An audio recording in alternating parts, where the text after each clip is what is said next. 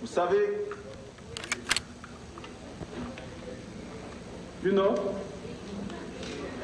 il est important que chaque jour, chacun de vous se souvienne d'une chose.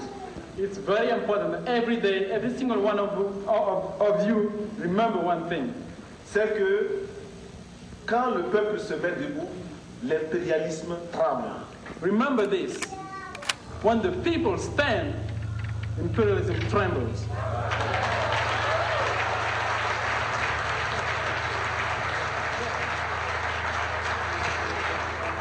Et c'est pourquoi je vais vous montrer que je suis prêt contre l'impérialisme. That's why I'm going to show you that I'm ready for imperialism.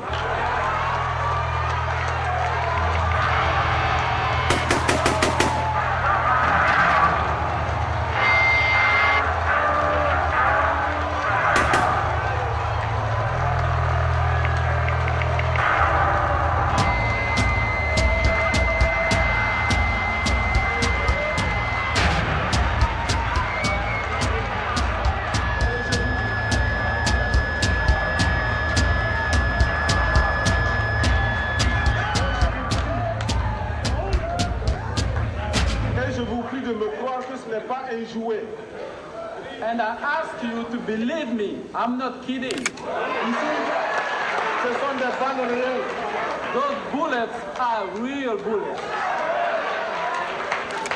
Et lorsque nous tirons ces balles, ce sera contre l'impérialisme. And when I shoot one of those, it will be against imperialism.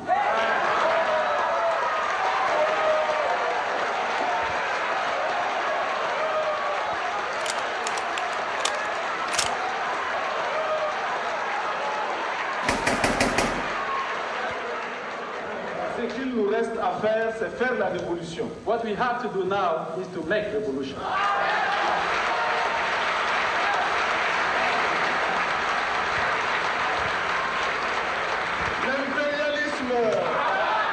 L'impérialisme, le néocolonialisme, le racisme, le fantochisme, gloire, dignité, pouvoir, la patrie ou la mort, la patrie ou la mort.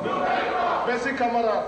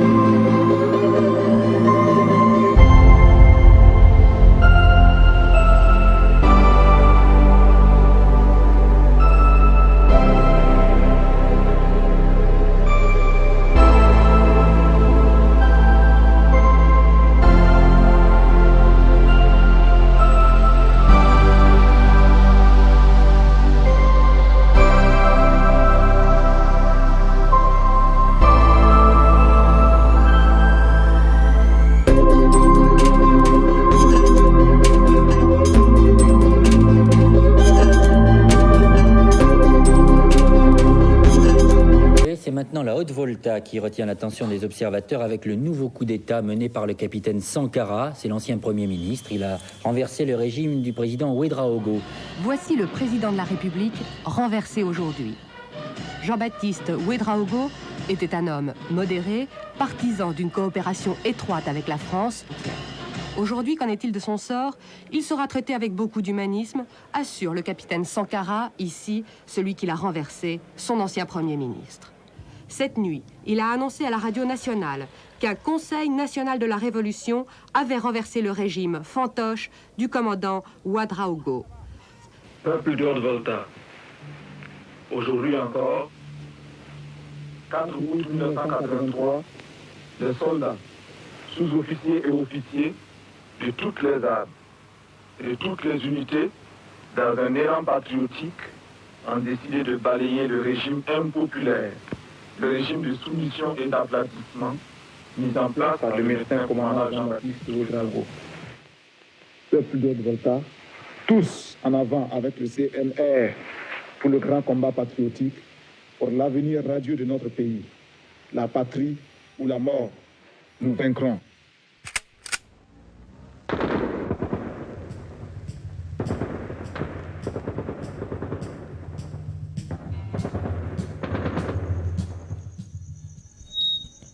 D'où vient-il? C'est le fils d'un Peul et d'une Mossi. Brillant élève, il est remarqué par les prêtres d'une mission catholique qui l'auraient bien vu prendre le chemin du séminaire. Enfin, le jeune Thomas veut devenir médecin. Toutefois, comme il ne tient pas de bourse, il choisit en désespoir de cause la carrière militaire. Ce n'est donc pas une vocation? Absolument pas. Son destin se dessine à Madagascar, où il a rejoint l'académie militaire. En effet, il y assiste en direct, si je puis dire, au grand tournant malgache vers le socialisme. Et ça le passionne? Oui, j'ajoute que ce militaire hors norme s'intéresse aussi à l'économie, aux sciences politiques, au journalisme. Un esprit curieux, donc. Très éclectique, oui. Il faut aussi noter que c'est à Madagascar que Sankara perfectionne son français. Ah oui. Il deviendra d'ailleurs un grand orateur dans notre langue. Après Madagascar, il fait des stages en France chez les parachutistes, puis au Maroc, où il se lie d'amitié avec un camarade, Blaise Compaoré. C'est l'actuel président du Burkina Faso. Oui, l'homme qui lui a succédé dans les conditions que nous verrons. Après le Maroc, Sankara revient au pays et il s'illustre dans une petite guerre qui oppose la Haute-Volta et le Mali pour quelques arpents de terre.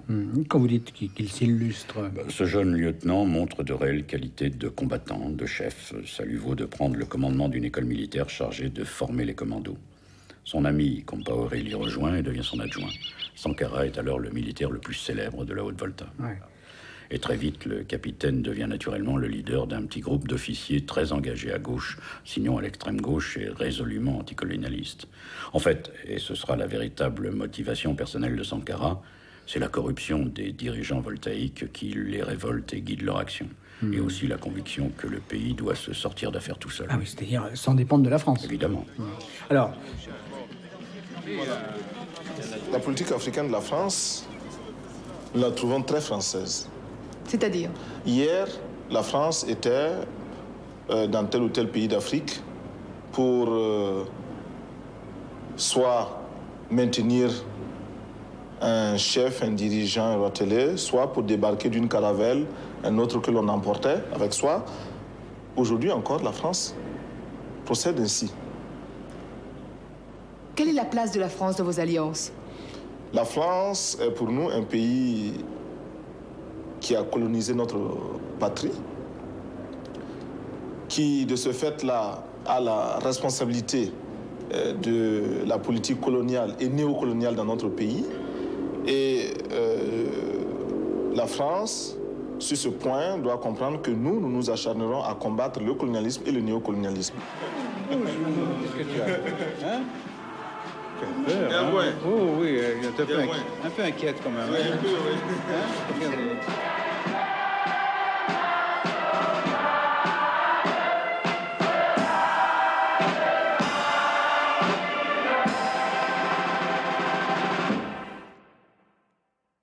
Il n'empêche que je vous trouve quand même un peu trop enthousiaste. Mais il faut reconnaître que ce jeune dirigeant faisait passer un courant d'air frais sur un continent accablé par la misère et la corruption. Il y avait enfin un homme décidé à prendre à bras-le-corps le destin de son pays. D'accord, enfin... Je dois rappeler que le capital de sympathie de Sankara était considérable. C'était un type nouveau de dirigeant du tiers-monde qui émergeait. Et nombreux ont été les gens qui ont fait le voyage de Ouagadougou pour aller rencontrer ce président si sympa qui participait à des courses cyclistes ou sortait à tout propos sa guitare. La guitare. Et vous-même? Non.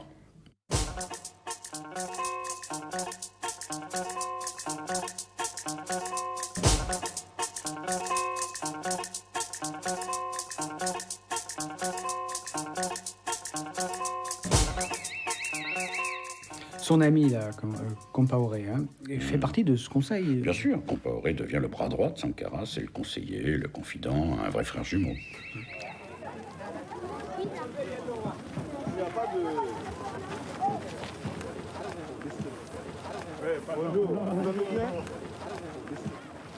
Thomas Sankara, capitaine de 35 ans, président de la Haute-Volta, il a pris le pouvoir par un coup d'État le 4 août 1983. C'est parmi les couches les plus pauvres de la population qu'il compte ses plus chauds partisans.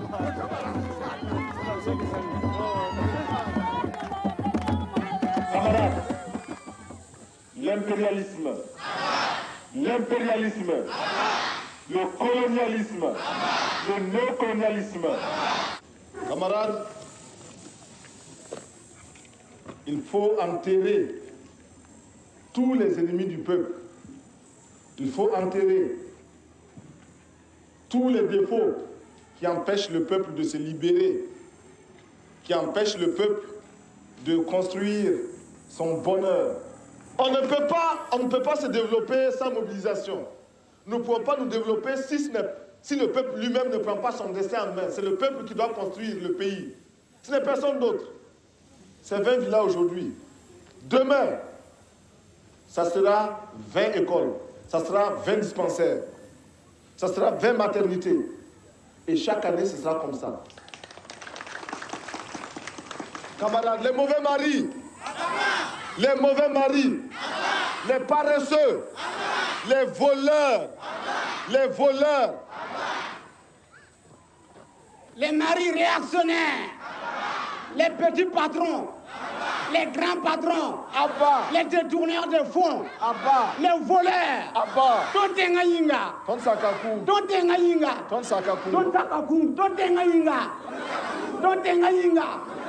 vive la révolution, vive le capitaine Thomas Sankara.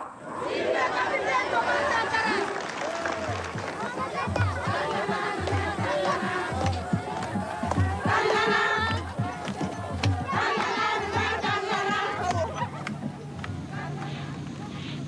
Abdelaziz Damani de l'Afrique, je voudrais poser une question au président Sankara.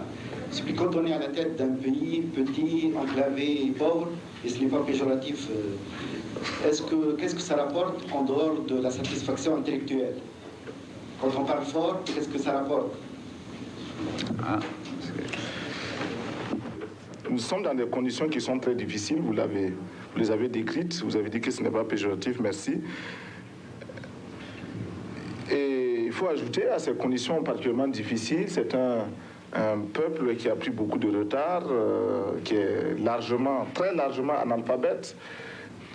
Si, malgré toutes ces conditions naturelles, ces conditions physiques, ces conditions sociologiques, nous croyons à un développement, à une certaine transformation, nous avons le devoir d'expliquer. Expliquer, convaincre, cela veut dire parler beaucoup, parler fort, parler le plus clair possible, de la façon la plus claire. Nous ne parlons pas pour faire des effets de rhétorique, mais nous parlons pour entraîner les hommes, les femmes dans le travail concret, dans le travail qui nous permettra de combler plus ou moins nos retards et aussi de compenser l'ingratitude de la nature. Donc, mais le problème n'est pas que les autres m'écoutent ou pas. Le problème est que le peuple burkinabé écoute et comprenne qu'il faut travailler. Et que sans le travail, nous continuons d'être à la traîne. Hein. Mais Monsieur le Président, j'ajouterais que pour ce qui me concerne, j'ai pas eu besoin de prendre beaucoup de temps pour comprendre qu'il fallait écouter sérieusement le président Sankara.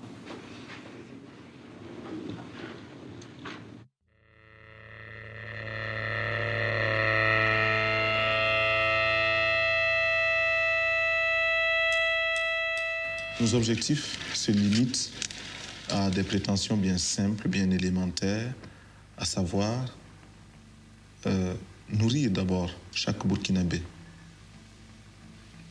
l'instruire, le soigner, le vêtir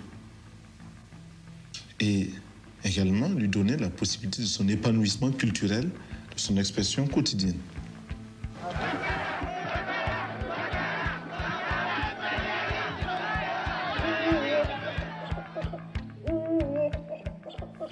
Mais pour réaliser tout cela, nous avons besoin de programmes économiques, de programmes culturels, de programmes politiques et même de programmes de sécurité.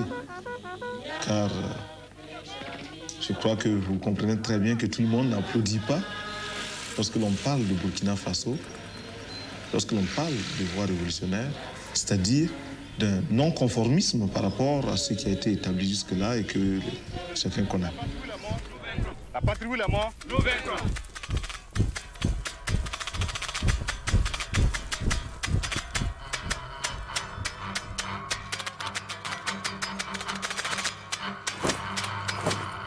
Ne vous fiez pas aux apparences.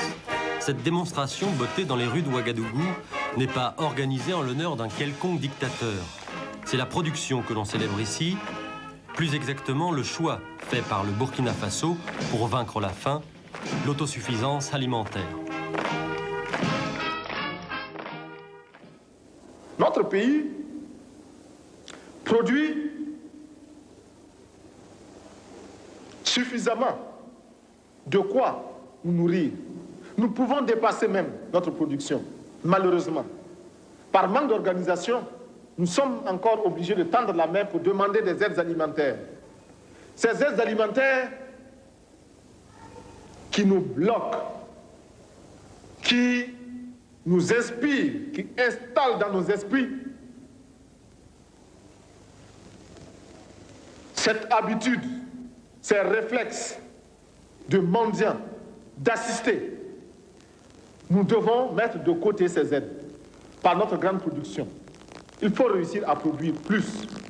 Produire plus. Produire plus parce que il est normal que celui qui vous donne à manger vous dicte également ses volontés. Ne consommons que ce que nous contrôlons.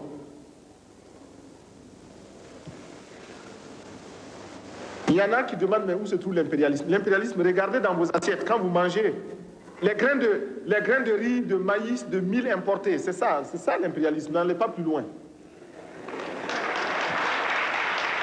N'allons pas plus loin. Est-ce que c'est important pour vous? Oui, c'est très important. À quoi ça sert? D'abord, l'autosuffisance. Il faut qu'on ait assez à manger. Pour pouvoir manger, il faut produire soi-même.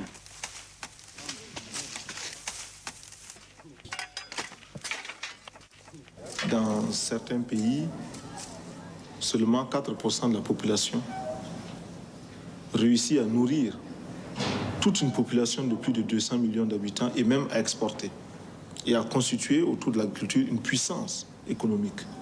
Il n'est pas normal qu'ici, à plus de 90% d'agriculteurs, de cultivateurs, de paysans, nous ne soyons pas encore en mesure de nous autosuffire.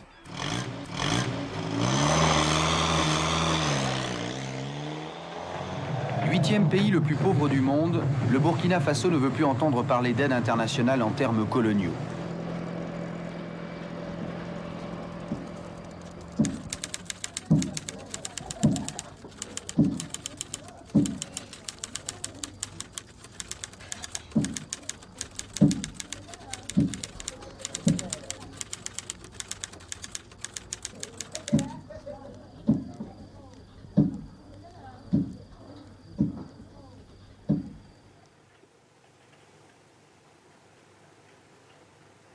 Lorsque j'étais à Moscou, lorsque j'étais en Union soviétique, l'on nous avait fait visiter beaucoup de lieux historiques, des musées, mais l'on nous avait fait visiter également la Cité des Étoiles. À la Cité des Étoiles, c'est là que les soviétiques forment leurs cosmonautes. On nous a fait visiter les vaisseaux. C'est impressionnant, j'avoue. Soyouz, Salyut, Mir, etc. Ils connaissent beaucoup de choses. Ils ne parlent plus avec la Terre, eux, ils parlent déjà avec la Lune. Puis, comme toujours, on m'a demandé de signer le livre d'or. J'ai signé, évidemment. Là, on m'a demandé de féliciter quelques cosmonautes qui étaient là. Je les ai félicités, évidemment. On nous a demandé d'aller admirer ceci et cela. Nous avons admiré, évidemment. On nous a amenés nous incliner devant la statue de Gagarine, qui est mort. Nous sommes inclinés, évidemment. Puis nous avons voulu nous séparer. J'ai dit non, c'est pas tout, camarades. Attendez. C'est très bien, vous nous avez montré ça, nous sommes contents, nous vous félicitons. C'est un progrès scientifique. Et quand tout cela sera au service des peuples, ce sera vraiment un bienfait. Mais moi, je voudrais vous demander une chose. 2 places. Il faut que vous prévoyiez 2 places pour former des Burkinabés. Nous aussi, nous voulons aller sur la Lune.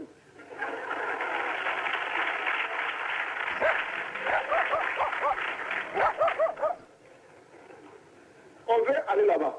Donc la coopération doit commencer. Et nous sommes au sérieux. Nous voulons envoyer des gens sur la Lune. Ainsi, il y aura les Américains, il y aura les Soviétiques, quelques autres pays, mais il y aura aussi le Burkina.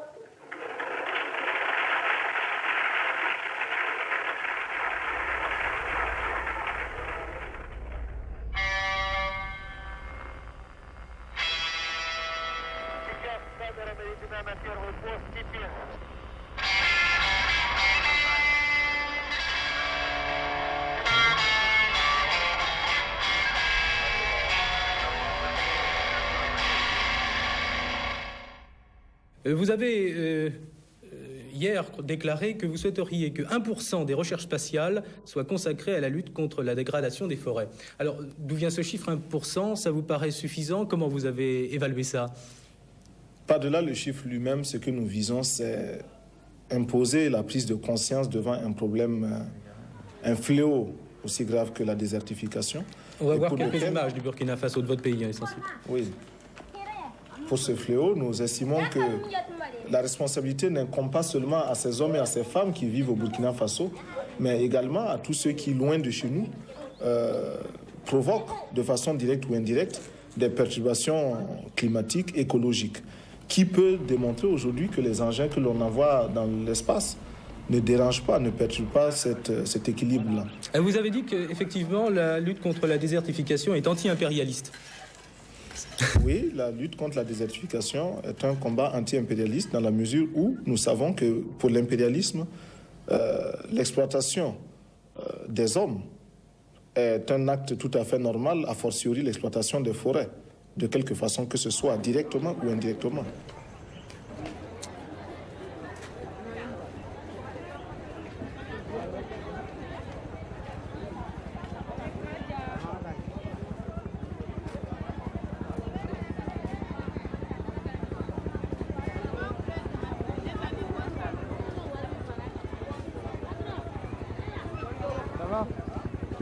Ah non, non. Je veux pas ça maintenant. C'est bon? Regardez, ouais.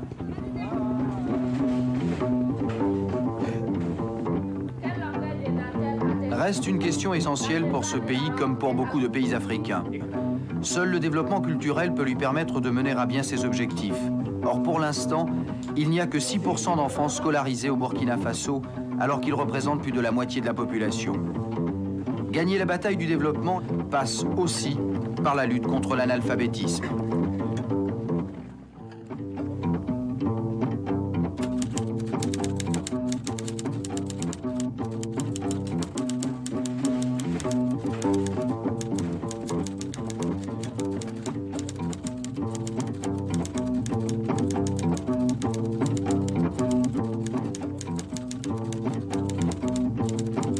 La révolution est victoire. L'échec appartient à la réaction et à la contre-révolution. Camarades, les élèves réactionnaires, les élèves indisciplinés, paresseux, les professeurs carents, camarades, les hiboux au regard gluant,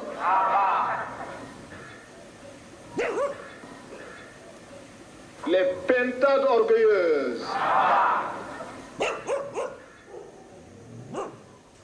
Abba, Abba, Abba. Merci camarades.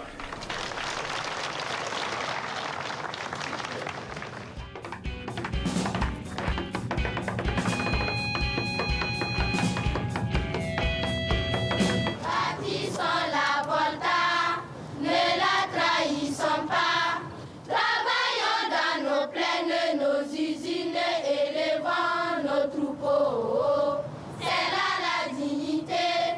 dans les établissements, comment constatons l'émancipation des filles?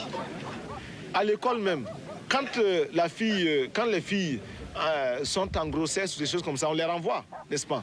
On les exclut. Mais on ne cherche même pas à savoir si le partenaire avec lequel elle a eu la grossesse là ne se trouve pas par hasard dans la classe. Et même s'il s'y trouve, on le laisse lui, le garçon. Donc le garçon peut faire autant d'enfants qu'il veut. Dès la 6e, s'il veut, il commence à faire des enfants jusqu'en terminale. On ne les renverra jamais. Mais la fille, même si elle est à un jour de son bac, elle fait un enfant, allez hop, allez, renvoyez. L'impérialisme, les maris qui battent les femmes, les maris qui torturent les femmes, la patrie ou la mort. Sans l'éducation des femmes, point de salut. C'est en tout cas la conviction du gouvernement Sankara qui multiplie les initiatives destinées à changer les mentalités sur des questions aussi variées que le salaire des femmes et l'excision. Les femmes voltaïques nous posent un grand problème parce que leur libération n'est pas facile. Elles sont aujourd'hui dominées par des hommes eux-mêmes dominés. Donc elles sont doublement dominées.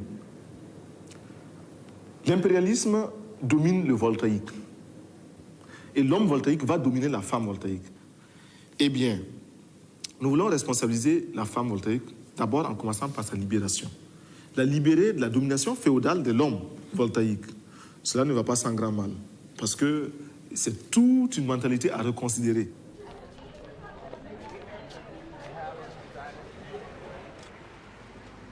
Pour libérer les mentalités, il faut oser s'attaquer aussi à nos formes, à certains aspects de notre culture qui aliènent la femme. Et pour cela, nous pensons qu'il nous faut nous attaquer à certaines mutilations. Notamment les mutilations sexuelles. Les mutilations sexuelles, pour nous, sont une façon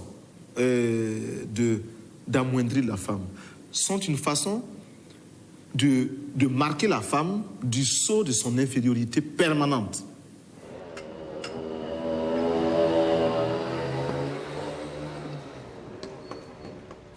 Parce que tu es femme, tu dois porter cet art-là, tu dois porter cette marque sur toi éternellement. «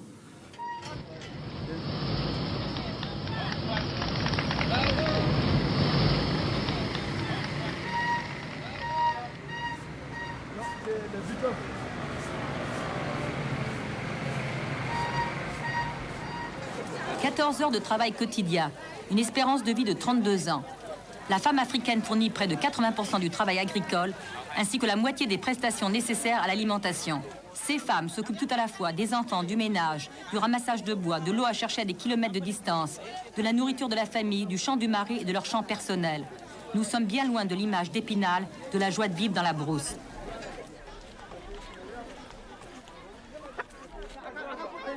Nous avons pris des mesures pour montrer que nous accordons cette importance à la femme.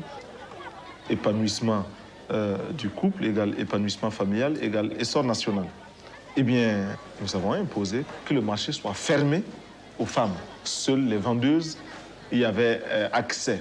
Et les hommes qui voulaient que le repas soit à point pour le déjeuner, pour le dîner, eh bien, ils devaient eux-mêmes faire le marché.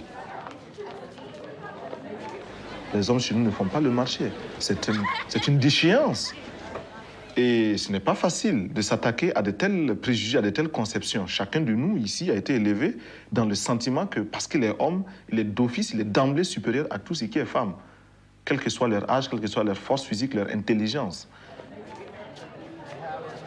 Nous avons dans notre gouvernement 3 femmes ministres.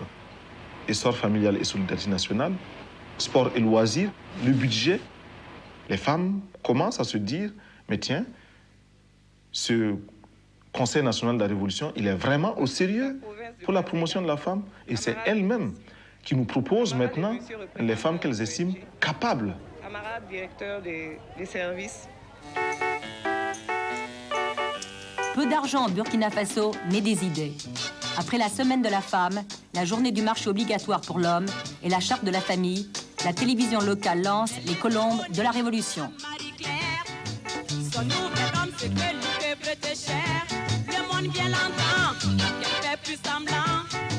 plus que le gouvernement ne les laisse pas tomber.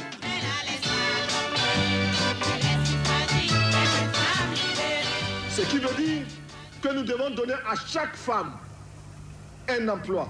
Nous devons donner à chaque femme le moyen de gagner honnêtement et dignement sa vie.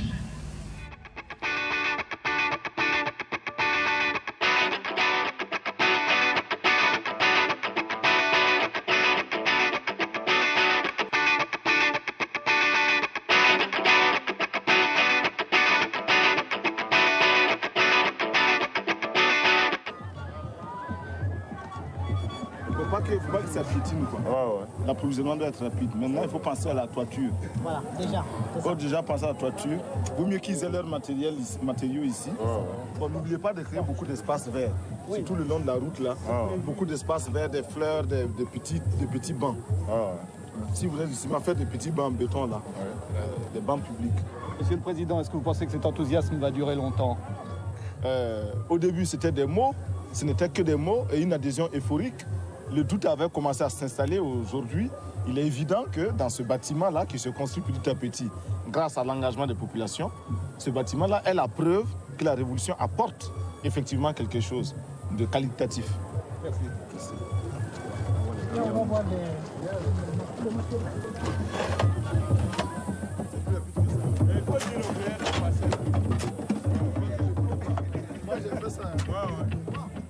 Afin d'entretenir le moral de ceux qui travaillent, le capitaine Sankara multiplie les visites de ses chantiers en mettant chaque fois la main à la pâte.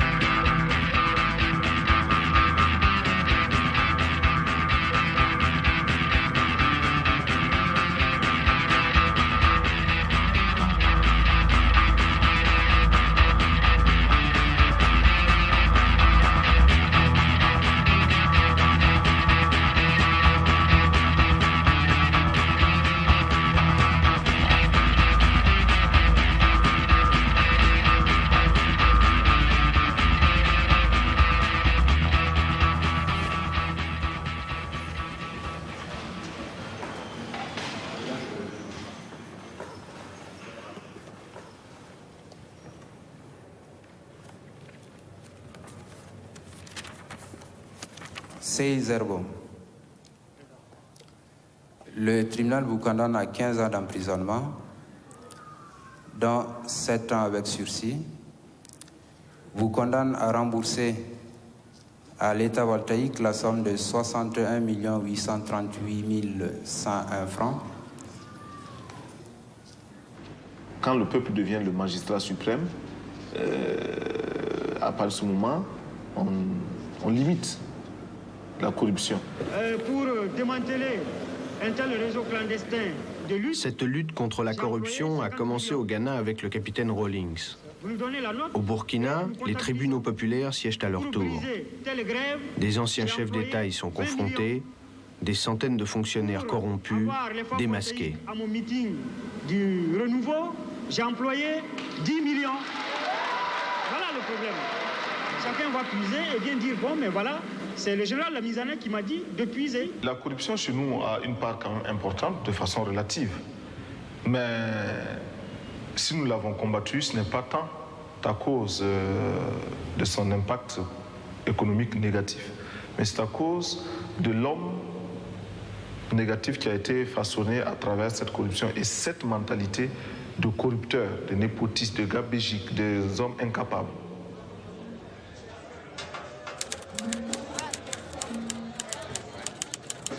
Alors le camarade président de Lucien est demandé. Le camarade président de Lucien est demandé par ici.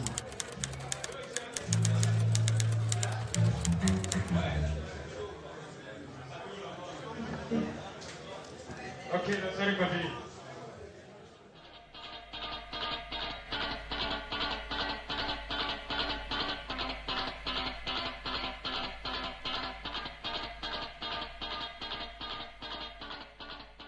Une décision du capitaine a surpris. C'est celle de fermer les boîtes de nuit, les nightclubs qui se multipliaient dans les deux grandes villes du pays.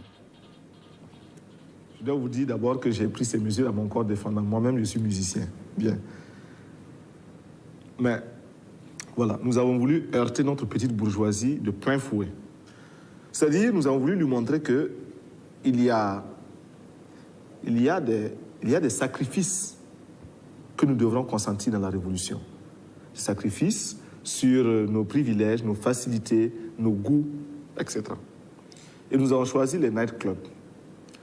Nous les avons choisis parce que aussi, ces nightclubs, comme vous le savez, sont les repères de la bourgeoisie et qui réussit justement à éliminer les autres par la discrimination monétaire. La bouteille de Coca-Cola que l'on y vend est à un prix si exorbitant qu'il représente parfois le gain mensuel d'un paysan quand ce n'est pas le gain semestriel de certains paysans en Volta. Une seule bouteille de Coca-Cola. Bien. Ainsi donc, les bals populaires ont pris la place des nightclubs. Les bals populaires, c'est une grande piste de danse, un orchestre, des boissons vendues à un prix vraiment démocratique, 50 francs CFA la bouteille de Coca-Cola, alors que dans un nightclub, elle coûte 1500 francs, quand ce n'est pas 2000 francs. Et sur à ces bals populaires, on retrouve l'ouvrier, le paysan, mais le ministre, on retrouve tout le monde. Le patron, on se côtoie. Vous y allez vous-même? J'y vais. J'y vais en tant que musicien, pas en tant que danseur.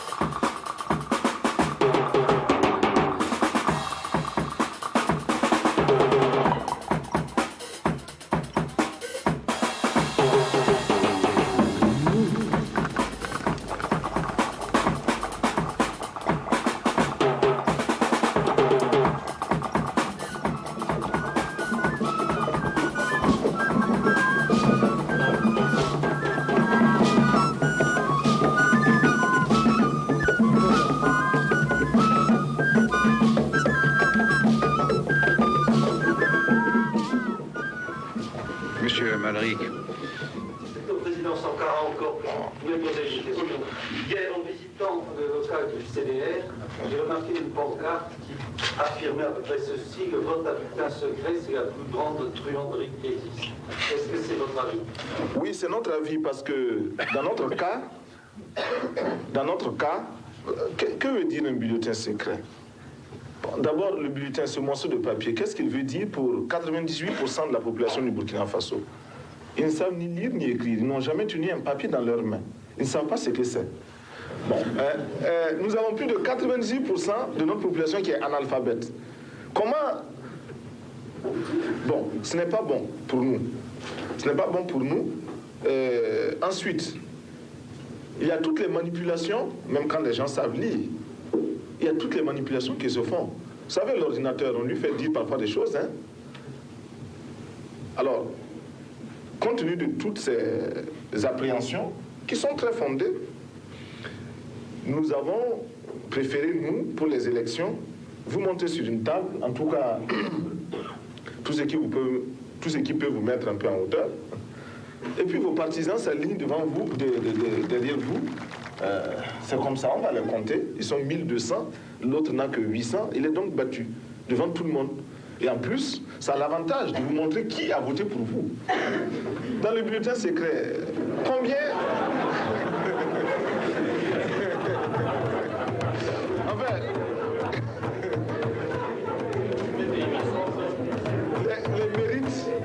les mérites de cette méthode sont tellement nombreux qu'on peut l'exporter, on peut exporter le brevet. Nous pouvons exporter le brevet, alors. Non, vraiment avec une population qui est très analphabétisée, qui est très analphabète, il est difficile pour nous de parler du bulletin secret, etc. Ça n'aurait pas de sens. Enfin, ça ne veut pas dire grand-chose, quoi. Et vous remarquez que partout où les gens savent lire, il y a quelques abstentions dans quelques villes. Donc là où ils ne savent pas lire, ils votent presque 100%. Et là où ils savent lire, ils s'abstiennent. Ce qui veut dire que le papier n'est pas bon, mais les autres ne le savent pas. C'est de la mauvaise monnaie. Une question, monsieur le président de la République française.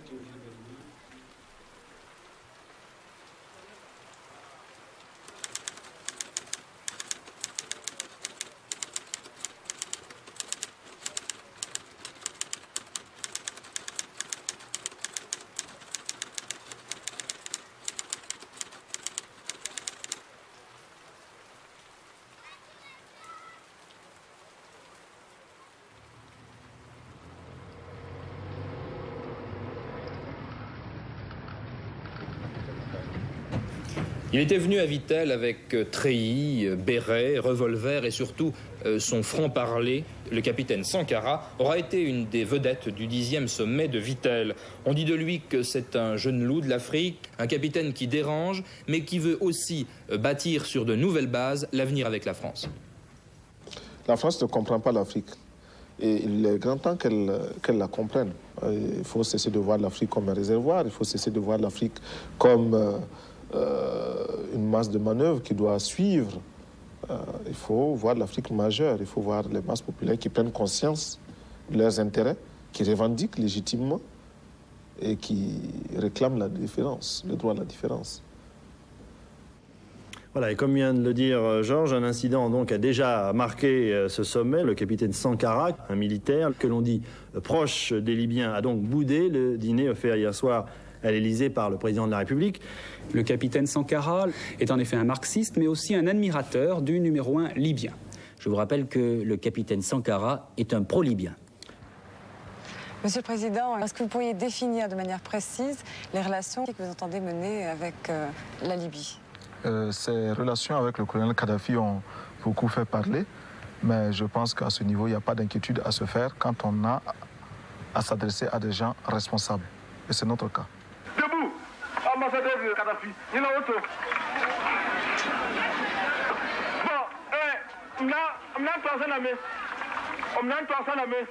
Kiyam Kayaramba, Yam Sindata, Yamna Tubulisa, Tipam Koma, la Tassa Kadhafi, tu le dis, on doit savoir de force.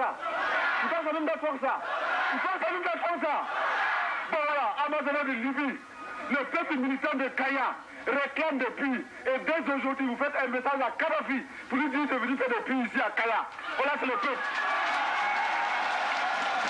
S'il n'y a pas les puits, c'est le peuple de Kaya qui va vous juger. Voilà. Ah non, ok, merci.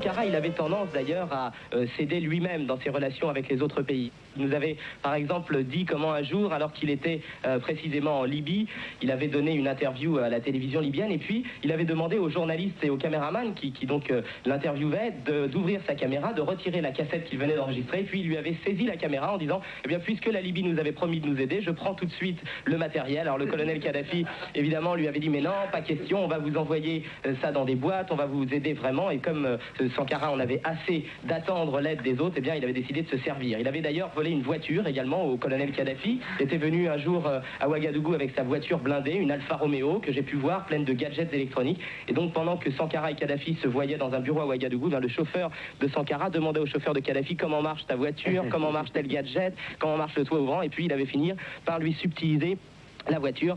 Et un des épisodes les plus rocambolesques avait été quelques semaines après la tentative par Sankara de voler carrément un Boeing 727 à la Libye en empêchant aux pilotes de la compagnie aérienne libyenne de repartir à Tripoli avec le Boeing. Et pendant une semaine, Sankara avait immobilisé le Boeing sur la piste de Ouagadougou en essayant de trouver des pilotes burkinabés capables de conduire le Boeing. Mais les pilotes burkinabés, eh bien, ils ont été formés à conduire les avions que possède le Burkina Faso, c'est-à-dire quelques avions à hélice, des Fokker, et finalement, faute de pilote, il avait été obligé de rendre le Boeing à la Libye, puis aussi parce que, évidemment, le colonel Kadhafi avait fait déclarer l'avion volé et qu'aucun aéroport international n'aurait accepté de recevoir ce Boeing.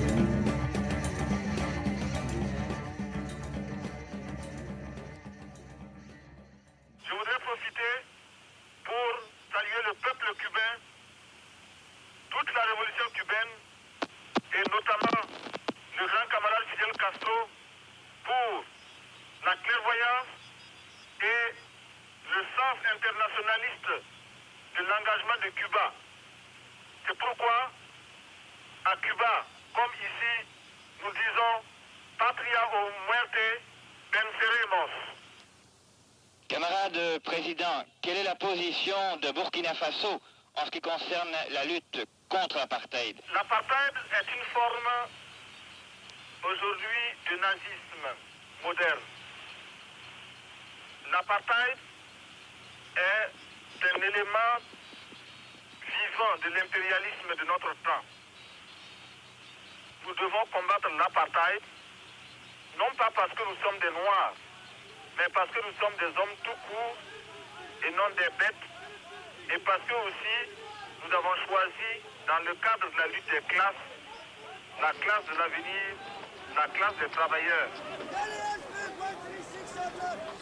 Mensaje personal de Thomas Sankara a Nelson Mandela. À Nelson Mandela.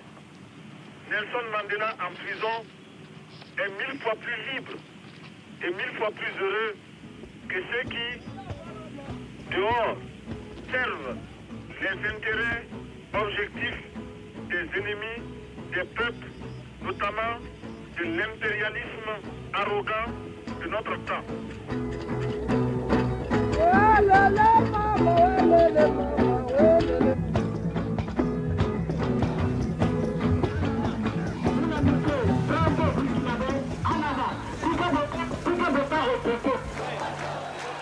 Monsieur François Mitterrand, des bandits comme Jonas Savimbi, des tueurs comme Peter Botta ont eu le droit de parcourir la France si belle et si propre.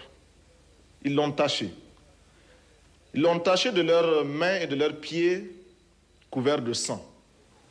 Et tous ceux qui leur ont permis de poser ces actes en porteront l'entière responsabilité ici et ailleurs, aujourd'hui et toujours.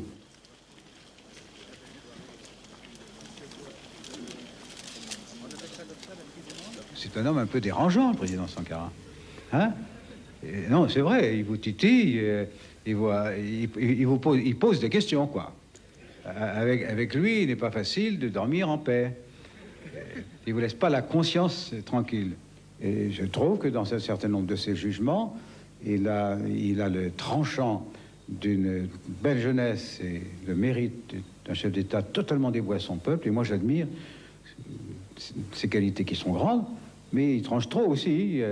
Il va plus loin qu'il ne faut, à mon avis, hein, qui me permettent de lui parler du haut de mon expérience. Il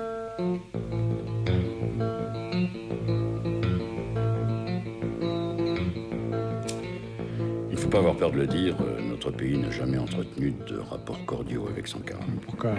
Il faisait peur? Il l'inquiétait plutôt, c'est le moins qu'on puisse dire. Parce qu'il entendait remettre en cause le fondement même des relations entre notre pays et les pays africains. Oui, c'est en gros le néocolonialisme. Ou la France-Afrique, ainsi que l'a appelé l'un de vos confrères, François-Xavier Verschave. Je connais son bouquin. C'est-à-dire tout un entrelac de lobbies, d'intérêts croisés qui a longtemps permis de garder l'Afrique francophone sous dépendance et d'en faire une pompe afrique. J'ajoute, ça vous étonnera pas, que si Sankara inquiétait nos dirigeants, il n'était pas non plus très bien vu par les caciques en place dans les autres pays africains. Risque de contagion? Bien sûr. Pour nous, notre révolution ne peut triompher, ne peut réussir et avoir un sens que si les autres peuples, eux aussi, luttent à se débarrasser des maux que nous combattons. Qui sont les ennemis de l'Afrique? Qui sont les alliés de l'Afrique? Quelle idéologie pour l'Afrique? Il faut la révolution. Et il y aura la révolution en Afrique. Et surtout, il faut qu'il y ait l'unité africaine. Et cette unité africaine se fera par la force, par l'exigence, les exigences des peuples.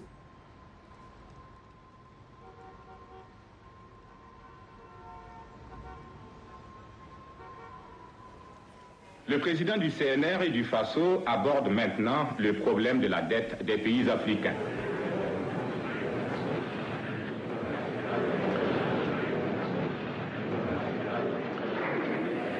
La dette ne peut pas être remboursée. La dette ne peut pas être remboursée parce que, d'abord, si nous ne payons pas, nos bailleurs de fonds ne mourront pas. Soyons-en sûrs. Par contre, si nous payons, c'est nous qui allons mourir.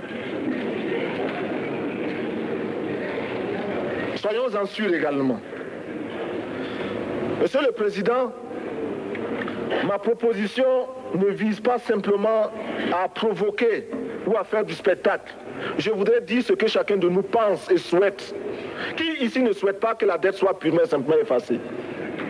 Celui qui ne le souhaite pas, il peut sortir, prendre son avion et aller tout de suite à la Banque mondiale payer.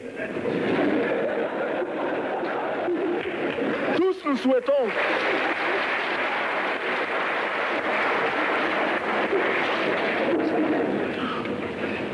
si le Burkina Faso tout seul refuse de payer la dette, je ne serai pas là à la prochaine conférence. Par contre, avec le soutien de tous, dont j'ai besoin,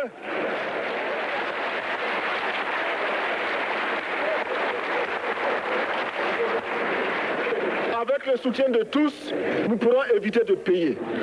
Et quand nous disons que la dette ne saurait être payée, ce n'est point que nous sommes contre la morale, la dignité, le respect de la parole. Parce que nous estimons que nous n'avons pas la même morale que les autres. Entre le riche et le pauvre, il n'y a pas la même morale. La Bible, le Coran, ne peut pas servir de la même manière celui qui exploite le peuple et celui qui est exploité. Il faudrait alors qu'il y ait 2 éditions de la Bible et 2 éditions du Coran.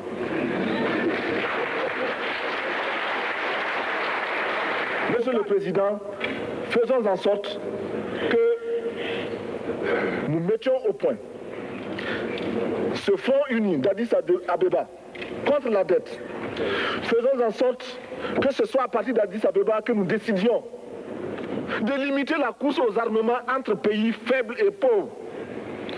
Les gourdins et les coutelas que nous achetons sont inutiles. Je suis militaire et je porte une arme.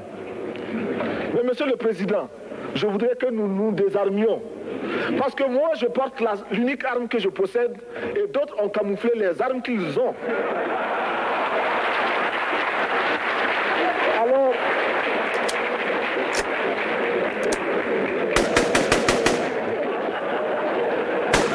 Alors, chers frères, avec le soutien de tous, nous pourrons faire la paix chez nous. Faisons en sorte également que le marché africain soit le marché des Africains. Produire en Afrique, transformer en Afrique et consommer en Afrique. Produisons ce dont nous avons besoin et consommons ce que nous produisons au lieu d'importer. Le Burkina Faso est venu vous exposer ici la cotonnade produite au Burkina Faso, tissée au Burkina Faso, cousue au Burkina Faso pour habiller les Burkinabés. Ma délégation et moi-même, nous sommes habillés par nos tisserands, nos paysans. Il n'y a pas un seul fil qui vienne de l'Europe ou de l'Amérique.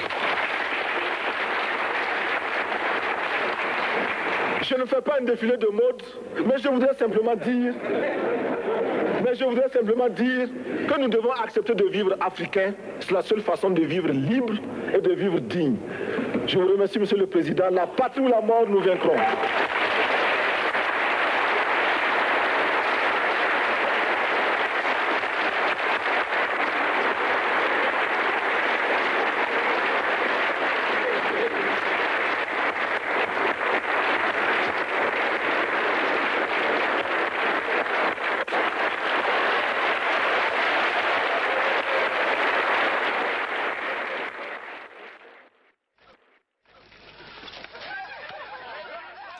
Ouagadougou, près du centre-ville, en face de la présidence de la République. Cet homme en jaune, c'est Thomas Sankara, 38 ans, président du Burkina Faso. Comme chaque vendredi de 5 à 6, il joue avec les fonctionnaires du palais au ballon militaire.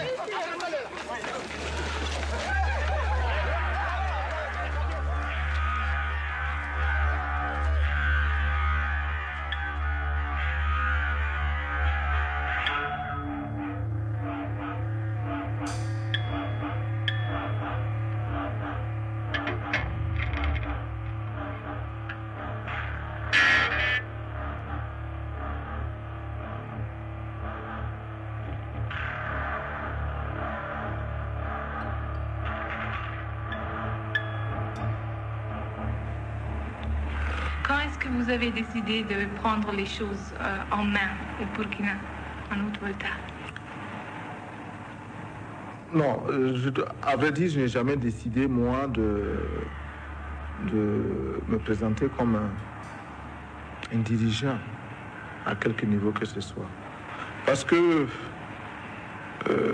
j'estime que c'est le peuple qui fait. Ça marche. Ce n'est pas un individu à tel ou tel poste. Mais malheureusement ou heureusement, je ne sais pas comment il faut le dire, en tout cas les événements ont fait que j'ai dû occuper des fonctions jusqu'à être président.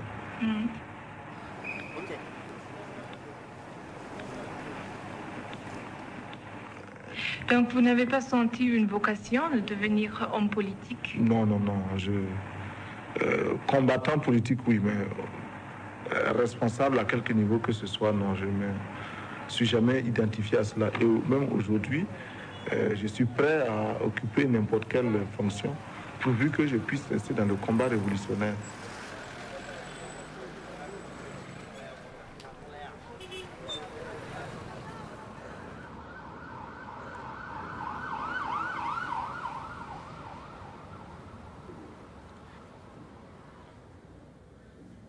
Monsieur le Président, Monsieur le Secrétaire général, honorables représentants de la communauté internationale, permettez-moi, vous qui m'écoutez, que je le dise, je ne parle pas seulement au nom du Burkina Faso, tant aimé, mais également au nom de tous ceux qui ont mal quelque part. Je parle au nom de ces millions d'êtres qui sont dans les ghettos, parce qu'ils ont la peau noire ou qu'ils sont de cultures différentes. Je souffre au nom des Indiens massacrés, écrasés, humiliés et confinés depuis des siècles dans des réserves. Je parle au nom des femmes du monde entier qui souffrent d'un système d'exploitation imposé par les mâles. Je parle au nom des mères de nos pays démunis qui voient mourir leurs enfants de paludisme ou de diarrhée, ignorant qu'il existe pour les sauver des moyens simples. Je parle aussi au nom de l'enfant. L'enfant du pauvre qui a faim et qui louche furtivement vers l'abondance amoncelée dans une boutique pour riches. Mes pensées vont à tous ceux qui sont touchés par la destruction de la nature et à ces 30 millions qui vont mourir comme chaque année abattus par la redoutable arme de la faim. Je parle au nom des artistes, poètes, peintres, sculpteurs, musiciens, acteurs, etc. Hommes de bien qui voient leur art se prostituer par l'alchimie des prestidigitations du show business. Je proteste au nom des sportifs du monde entier, dont les muscles sont exploités par les systèmes politiques ou les négociants de l'esclavage moderne des stades. Je crie au nom des journalistes qui sont réduits soit au silence, soit au mensonge pour ne pas subir les dures lois du chômage. Je m'exclame au nom des chômeurs réduits à ne percevoir de la vie que le reflet de celle des plus nantis. Je vibre naturellement au nom des malades qui scrutent avec anxiété les horizons d'une science accaparée par les marchands de canons. Militaire, je ne peux pas oublier ce soldat obéissant aux ordres, le doigt sur la détente, et qui sait que la balle qui va partir ne porte que le message de la mort. Enfin, je veux m'indigner en pensant aux Palestiniens qu'une humanité inhumaine a choisi de substituer à un autre peuple, hier encore martyrisé à loisir. Oui, je veux donc parler au nom de tous les laissés pour compte, parce que je suis homme, et rien de ce qui est humain ne m'est étranger. À bas la réaction internationale, à bas l'impérialisme, à bas le néocolonialisme, à bas le fantoschisme. Gloire éternelle aux peuples qui luttent pour leur liberté.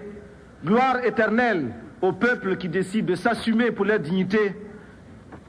Victoire éternelle aux peuples d'Afrique, d'Amérique latine et d'Asie qui luttent. La patrie ou la mort, nous vaincrons. Je vous remercie.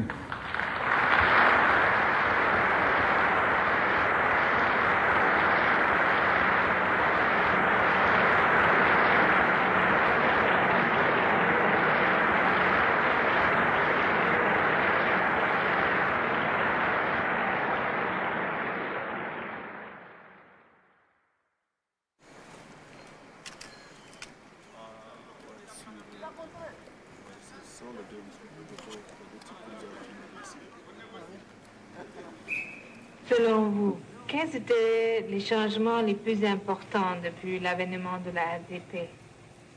Bon, je n'aime pas tellement cette question, parce que je suis moi-même acteur, je ne sais pas. On dit chez nous qu'un danseur ne peut pas savoir s'il danse bien. C'est les autres qui le regardent, qui peuvent dire « toi tu danses bien » ou bien « toi tu danses mal ». Bien. Mais je crois que la plus grande des victoires, c'est la transformation des esprits. Le Burkinabé a confiance en lui-même maintenant. Et il sent qu'il peut transformer sa réalité, son milieu. Bien sûr, ce n'est pas automatique, mais enfin, c'est cela qui me paraît être le plus important. Tout le reste, vous pouvez même oublier les écoles, les dispensaires, les barrages, les routes, les logements, tout ça vous pouvez l'oublier. Mais il ne faut pas oublier une chose, c'est que les Burkinabés ont pris conscience maintenant, ils ont confiance en eux-mêmes. C'est la première et la plus importante des victoires.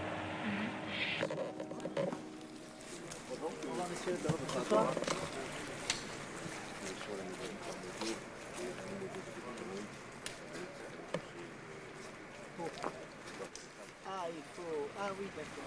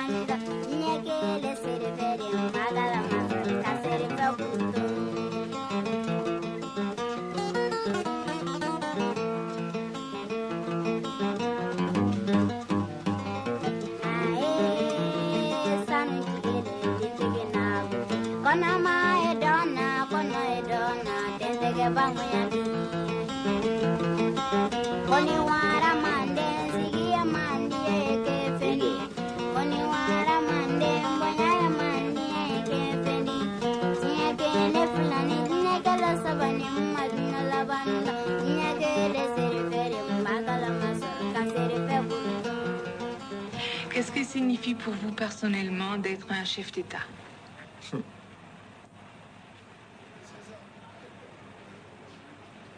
Beaucoup de responsabilités. Parce que il faut être responsable de tout. Il faut être responsable, il faut gérer la joie de tous vos compatriotes, entretenir cette joie-là permanente. Faire en sorte que chaque jour, chaque minute, chaque seconde, il n'y ait pas un seul qui soit triste. C'est difficile. Ça, c'est très difficile. Bon. Chez nous, on dit, il y a un proverbe de chez moi qui dit ceci. Je le connaissais, ce proverbe, mais maintenant, je vois qu'il est vrai. Pour guider son troupeau, le berger a besoin d'un bâton, un seul bâton. Il peut guider un troupeau de 100 bœufs, 1000 bœufs, 10 000 bœufs. Mais pour guider un peuple, on a besoin pour chacun une règle bien adaptée. Il y en a qui veulent des règles longues, il y en a qui veulent des règles petites. Donc il faut parler à chacun le langage qu'il veut. Je devrais avoir un seul objectif, 8 millions de discours pour adapter les discours à chacun. C'est pas facile.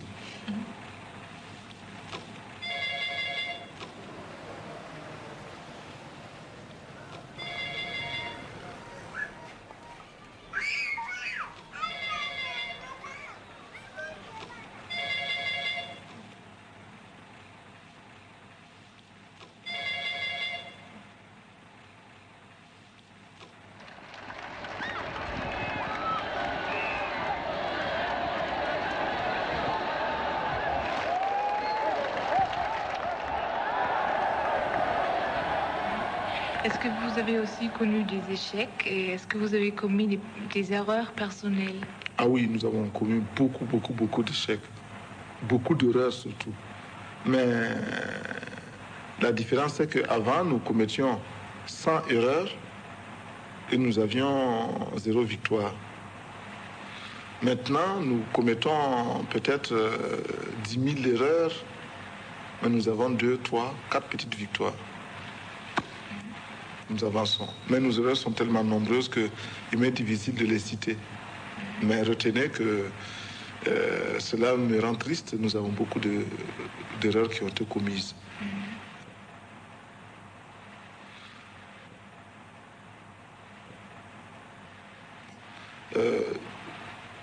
Je prends tout cela à mon compte parce que c'est moi le président. Toutes ces erreurs, c'est moi.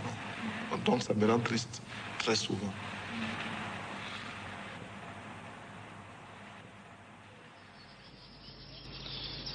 Les seuls morts de la révolution burkinabé, c'est 7 personnes qui ont été fusillées. Est-ce qu'aujourd'hui, vous regrettez ce geste? J'y pense et je le regrette. Un certain nombre de gens parlent de prisonniers politiques au Burkina Faso. Qu'est-ce que vous leur répondez?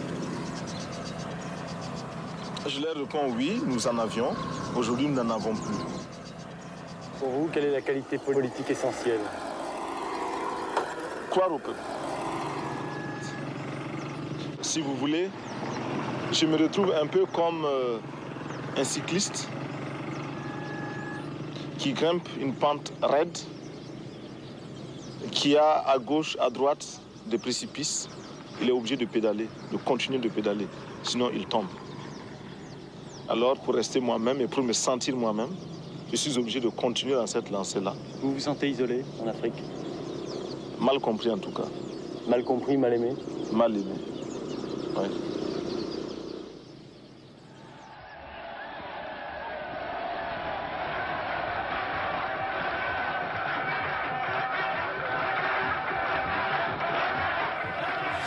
Sankara, Se rend-il compte qu'il doit réagir, corriger les excès? Oui, dès le milieu de l'année 1987, il dénonce publiquement et à plusieurs reprises les erreurs qui ont été commises. Il affirme que des injustices ont frappé certains citoyens. Il faut rectifier, dit-il. C'est aussi une forme d'autocritique. Incontestablement. Mais il est trop tard. Pourquoi? Parce qu'on a déjà décidé de le liquider? Certainement. Et pardonnez-moi ce mauvais jeu de mots, mais c'est Thomas Sankara qui va être rectifié. Oui.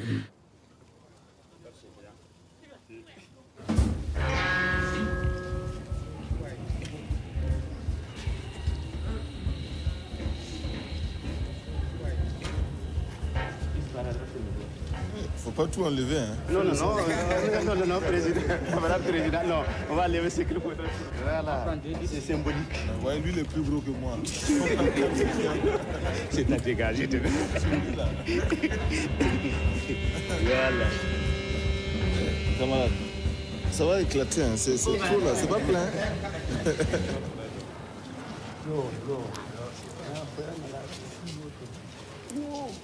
Donneur de sang. La patrie ou la mort? La patrie ou la mort? La patrie ou la mort?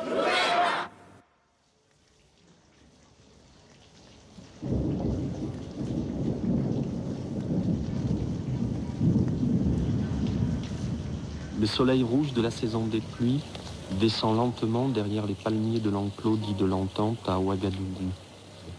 Il fait chaud. L'air en cette fin d'après-midi est doux. Nous sommes le jeudi 15 octobre 1987 à 16h30. Une colonne de petites voitures, des Renault 6 de couleur noire quitte la chaussée goudronnée, bifurque sur le chemin de terre rouge, entre dans l'enclos. Dans la salle doit commencer la session extraordinaire du Conseil national de la Révolution du Burkina. Les tueurs sont embusqués dans les premières maisons, tout près de la barrière d'entrée et dans les buissons qui longent le sentier. Une grenade déchiquette la voiture de tête. Paulin Bamouni, chef de presse de la présidence, Frédéric Ziambé, conseiller juridique, sont tués sur le coup. Sankara et 9 gardes parviennent à se réfugier dans un pavillon tout proche.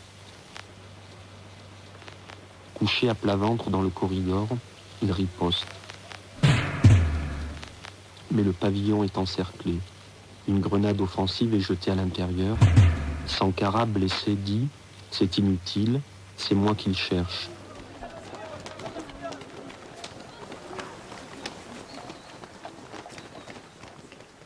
Il se lève, serein, se dirige vers la porte. Une rafale de Kalachnikov lui déchire le corps.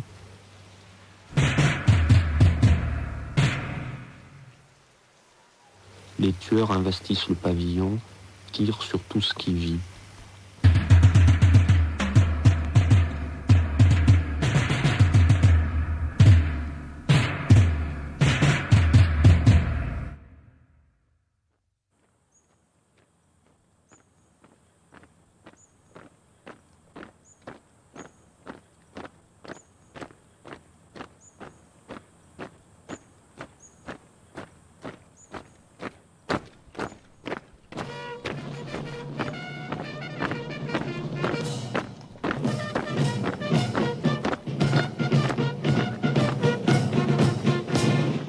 On a une arme qui peut cracher le feu et la mort, et que l'on peut recevoir des ordres en se mettant en garde à vous devant un drapeau, sans savoir à qui profite cet ordre, à qui profite ce fusil, eh bien, on devient un criminel en puissance qui n'attend que le déclic pour semer la terreur autour de soi. Cela existe. Donc, un militaire sans formation politique et idéologique est un criminel en puissance.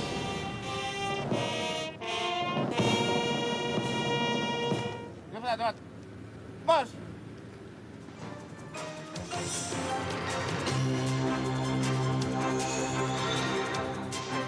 Thomas Sankara, parmi les 100 morts du coup d'État, l'ancien chef du Burkina est déjà enterré. Au pouvoir, son ancien ami Blaise Compaoré. Il promet démocratie et maintien de la révolution. L'Afrique, à nouveau secouée par le démon du coup d'État. La nouvelle a été confirmée ce matin à Ouagadougou. Thomas Sankara, ancien chef d'État du Burkina Faso, l'ancienne Haute-Volta, a été tué hier lors de l'attaque du palais présidentiel. Le coup d'État a été mené par le numéro 2 du régime, ami personnel du président Sankara, le capitaine Compaoré. Blaise Compaoré, le nouvel homme fort du Burkina Faso, l'ancien Haute-Volta, parle pour la première fois à la télévision depuis le coup d'État qu'il a porté au pouvoir il y a une semaine. Et Martine Laroche-Joubert parle avec lui, bien sûr, de l'avenir du Burkina Faso et aussi de l'émotion après l'assassinat de son ancien ami, ancien président, Thomas Sankara. Vous avez des regrets? D'avoir perdu un ami, bien sûr. Et un regret aussi qu'à un moment de sa vie, il ait pensé à nous liquider. C'est dommage. Ouais, c'est dommage.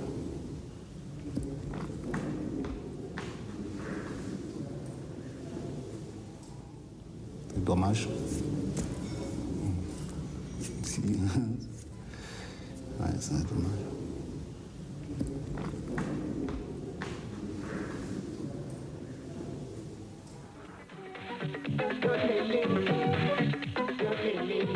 Alors voilà, Sankara, c'était le président au cœur tendre, un idéaliste, un personnage étonnant, sans doute le président et le chef d'État le plus surprenant de la planète. Alors on écoute un petit morceau de Relema, un morceau de musique, car Sankara, c'était aussi un président qui dansait. Et samedi soir, il dansait avec nous à Ouagadougou pour un forum anti-apartheid et dansait avec le président Sankara, son meilleur ami, Blaise Compaoré.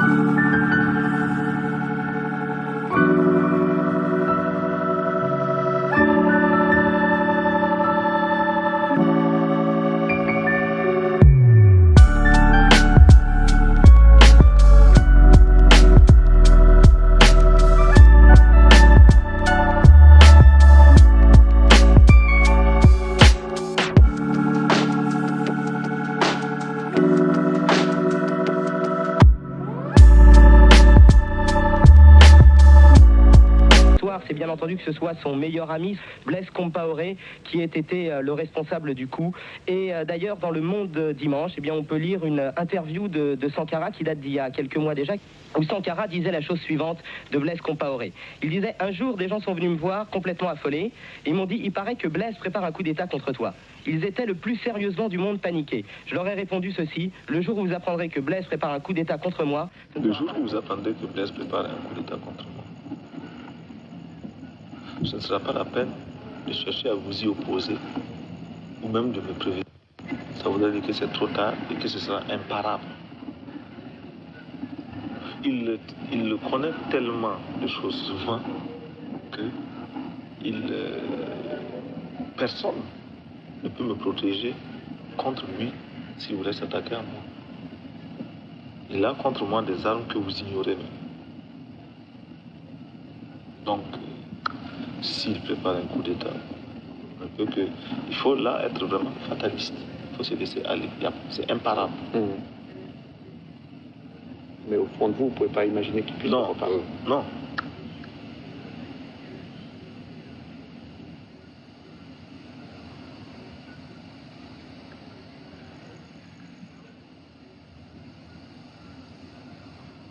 C'est bon d'avoir un homme à qui on puisse dire tout, ou presque tout, en lui laissant le soin de deviner ce que vous n'avez pas eu le courage de lui dire vous-même. C'est bon. Et c'est rare.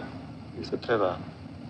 Et en même temps, c'est douloureux parce que ça implique sur l'autre une somme d'efforts pour jouer un rôle, être réceptif.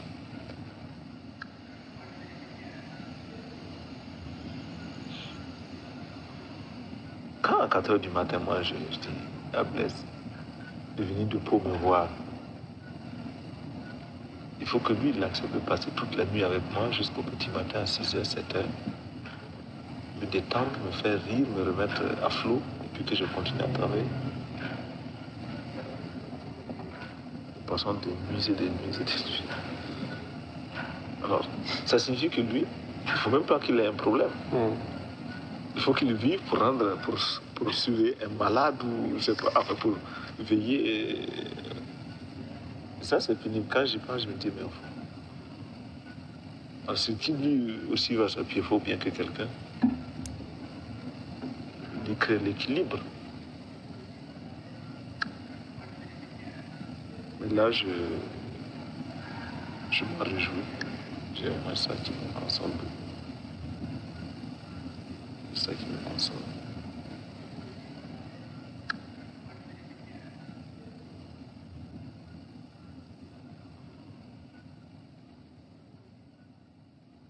Il terminait cette interview en disant « D'ailleurs, je sais qu'on ne dira jamais en me désignant un jour c'est l'ancien président du Burkina Faso, on dira c'est la tombe de l'ancien président du Burkina Faso ».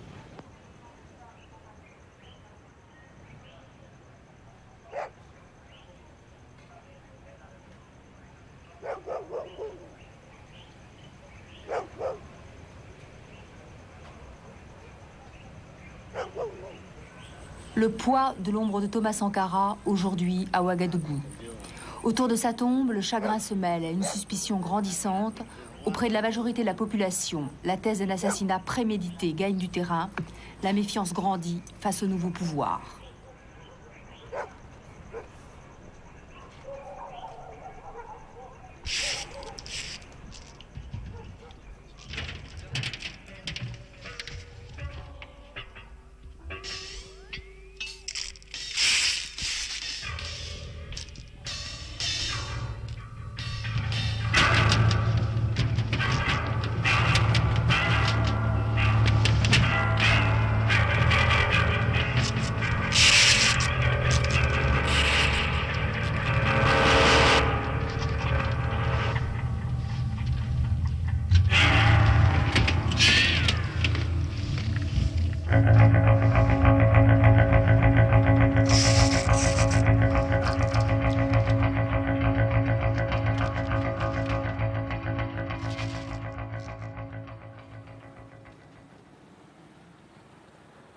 Thomas Sankara, un simple capitaine qui avait débaptisé son pays, la Haute-Volta, pour l'appeler le Burkina Faso, c'est-à-dire la terre des hommes intègres. Et la terre des hommes intègres vit toujours dans le souvenir de cette figure mythique. Pourquoi a-t-on éliminé ce jeune révolutionnaire? Qui a pris la décision de le faire disparaître? La procédure judiciaire, qui est toujours en cours, n'a pas permis de répondre à ces questions, mais il est évident que le bouillant capitaine gênait beaucoup de monde, et pas seulement dans son pays.